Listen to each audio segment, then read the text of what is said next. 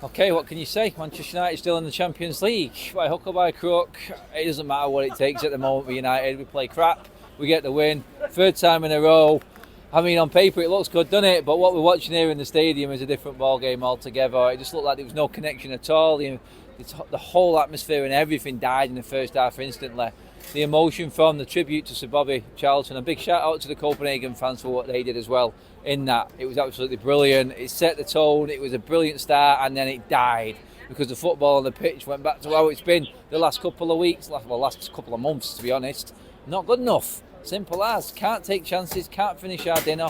Constant pressure and nervousness in the defence because we're always clinging on to 1-0 leads. That's the problem with this team right now. We're just not convincing enough, and we can't kill teams off. We should be winning this game 2 or 3-0. I said 4-1 at the start. How stupid was I? Honestly, I feel like an idiot for saying it. I'm just like trying to big my team up as much as I can. We're getting the results, like I said, but they're still letting us down performance-wise. Credit to Harry Maguire. Good header, good timing, brilliant ball from Christian Eriksen, who changed the game when he came on in the second half. We were better, but 3 chances, poor touches, poor finishing again from our main strikers, Rashford, Garnacho and Højlund. All off it in front of goal. It needs to get better. We need to be more clinical. Otherwise, we're going to keep having these hairy, sticky moments. And we're not always going to get away with it. We're not always going to get an Anana backing us out of jail, backing us out of a corner, and getting us out of jail with a brilliant save. He was faultless again tonight. 2 games in a row. Have to give him credit. I've slagged him off. Well done, Andre Onana, for proving me wrong so far. Hopefully, you have one of them games at weekend against Manchester City, because I've got a feeling we're going to need it, mate. Well, Manchester United 1, FC Copenhagen 0. Erik ten Hag was risk averse. Basically, he didn't want to concede the first goal, and he got what he wanted with a bit of luck. And he got in at half time and thought, Copenhagen haven't broken sweat, so really I can't not win this game.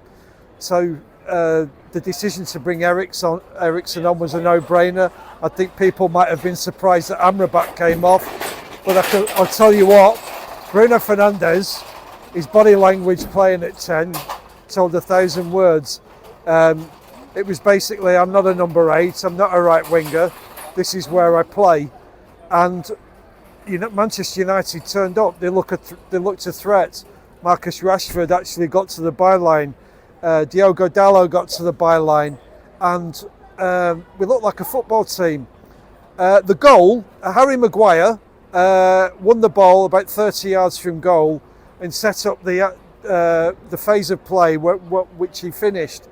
And he's definitely more aggressive on the ball. Whether that translates to starts against the Big Six side, we'll have to wait and see. But it's a win. We got away with the penalty. But 3 points on the board, and we now have to go and win in Copenhagen. Thought the game today, it was pretty clear what happened. You see I think Ten Hag came with a negative way to the game. You cannot say that those players played as negative as that without being told to. Amrabat, McTominay, they're all playing too systematically. It wasn't football, it was just some passing system. You have like a U shape in the midfield. You've got Amrabat dropping into the centre-backs, so you've got your 3, and then you have your wide players, and there's just this gap of nothingness. And that's where McTominay was just hiding all game. I think when we had the ball out wide, we just pass it back or sideways, go to the other wing, pass it back or sideways, and we get the rare chance every 20 minutes. It was too negative, and I think Ten Hag's setting up that way because he's just too scared of what happens if we go 1-0 down. We've seen it time and time again. When we go 1-0 down, heads drop, football goes to shit. And we just never really kick off if we go 1-0 down. I think Ten Hag just played safe and boringly to try go 1-0 up so we don't have that whole mentality thing. And it's not just how we set up, it's also how we go for our chances. Today, 3 big chances, Højlund and Garnacho twice. The one where Garnacho's through on goal, that heavy touch, that's because he doesn't know what to do in the head. He's got too many things that he wants to do. Put it far post, put it near post, chip the keeper. He doesn't know what he's going to do when he gets the ball. And that's the difference between a good player and a class player. It's when you know what you're going to do when you get the ball. Same with Højlund when he was through on goal. Big, heavy touch. It's because he doesn't know what he wants to do with the ball. And I don't blame Højlund, and I don't blame Garnacho because they're young and they're going to learn that. But you can see with experienced players like Eriksen, I know he wasn't through on goal, but when he has the ball, he passes it straight away first time because he knows what he wants to do with the ball. And that's the difference between a good player and a class player. And that's why I think we need a striker in the summer. Someone that knows, someone that's got that finishing touch, someone that knows what he wants to do when he gets the ball. I don't care if the keeper's gone a little bit to the left. Don't care if the keeper's gone a little bit to the right. I'm going to put it in the far corner, or I'm going to chip the keeper. Not be indecisive and then lose the ball as you're running to the player. What can I say? It's not been a great performance, but I'll take the win. We needed a win today because the first 2 games of the Champions League was just, we didn't win. But you know what? It's really terrible. Like, I was expecting better. I thought this would be for Bobby Charlton, but this did not feel like for Bobby Charlton. We may have won, but it just felt dreadful today. I think this is the first time I wasn't happy with the win. But to be fair, first half was probably the worst first half we've ever seen in the United shirt. All them players, dreadful. Second half, we had a few chances, but we kept missing them. And he had to take Harry Maguire to score for us. That's when you know when we're bad. No disrespect to Maguire, but when you've got to get a centre-back like Maguire, who we wanted us to leave, to score for us and win us the game, then you know there's problems. And to be fair, Onana, he did well for us. His ball distribution wasn't great, but his saves today and the shot blocking, he did well. And that penalty at the end, it wasn't a penalty, I don't think it was, but I'm glad he saved that. That's giving him more confidence now. Today in Sheffield, he did well both games, so I'm hoping he can continue this onto Sunday when we have to play Man City. And Man City is going to be a really tough game. We barely beat these teams.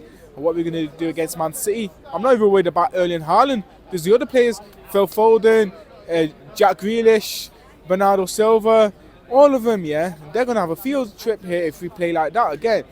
We're just terrible. Like, I don't know what's going on. Is it Ten Hag? Is it the players? Is it a combination of both?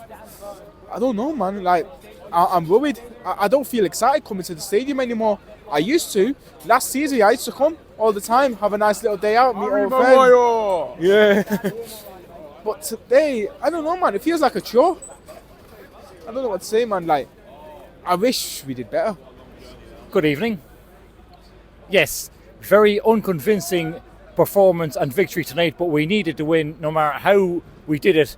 And I tell you, if we don't beat Copenhagen away and Galatasaray away in the next 2 games, this paper's over a lot of cracks. Because this season, right, in 12 games, not one good performance in the Champions League and Premier League combined. So and the games we did win in the Premier League, we've been getting away with it against highly inferior opposition, and we may struggle against better teams later on the season, as seen already with Arsenal and Tottenham. And for tonight's game, a couple of the standout players, Eriksen, when he came on, made a huge difference. Bruno, always comes to life when it matters most. And then Varane making a good clearance near the end, and Dalot as well, been solid and consistent near enough. And then Onana, the penalty save, hopefully that's the turning point of his career at United this season. Yeah, so this season our ambitions is really top 4 is looking highly unlikely, so it is. And then Champions League is going to be difficult still to get out of the group. So, and then the uncertainty surrounding the club's ownership. I tell you, there's no guarantee we dominate the Premier League or Champions League, even if Sheikh Jassim came in and took over. So it's all about, I say, Sir Jim Ratcliffe gradually phasing the Glazers out over a period of time. So it all comes down to really how well your club is run. I mean, you look at Liverpool, I mean, they're run by American ownership, but they have a top manager in Jurgen Klopp, and they have a good chief executive. What we need is a proper chief executive replacement for David Gill. The club hasn't recovered since we've lost Fergie and David Gill, and the club needs to really go back to that. But sadly, managers of the calibre of Fergie don't grow on trees, and we need a replacement for David Gill on the board, not bankers like Richard Arnold now or Ed Woodward previously.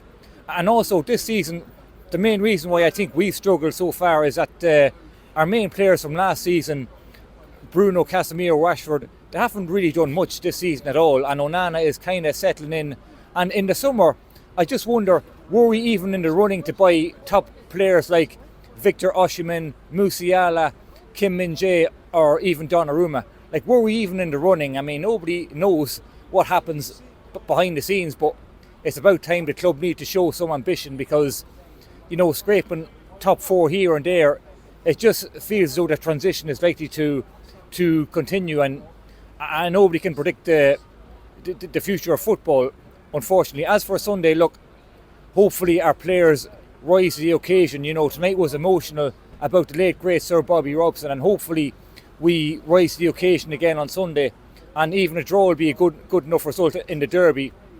So as for Sir Bobby Charlton, yes, he was an idol to many growing up. I mean, young David Beckham looked up to him, and Beckham's father was a big fan of him back in his day. So I mean, players like that are once off arguably England's greatest ever player, and one of the greatest club legends and ambassadors United could have ever had. So it's tragic loss, and hopefully we continue a good winning run of form. And as for Ten Hag, sorry, before I finish, you know, results and performances will dictate in the next couple of months whether he keeps the United job or not. I've been firmly behind him ever since the very beginning regarding his strict disciplinarian ways, and I supported him thoroughly in the fallouts with Ronaldo and Sancho behind the scenes. But I mean, ultimately, performances and results is what he's going to be judged on long term, and this season we only one good performance is Crystal Palace at home in the Carabao Cup, and that'll count for nothing if Newcastle beat us in the Carabao Cup next week. So results and performances will dictate whether Ten Hag makes it till January. And if he does get sacked, Ten Hag, in the next couple of months, hopefully none of this interim nonsense, because that ain't going to work. If you want a replacement for Erik Ten Hag long term, the club should look for the likes of Hansi Flick, Luis Enrique, or Roberto De Zerbi, or even Zinedine Zidane on a full-time permanent basis. No more of this interim nonsense. With Rangnick and Ole, it just didn't work, and hopefully there's a good succession plan if Ten Hag does get the sack within the next few months. Thank you very much, and good night.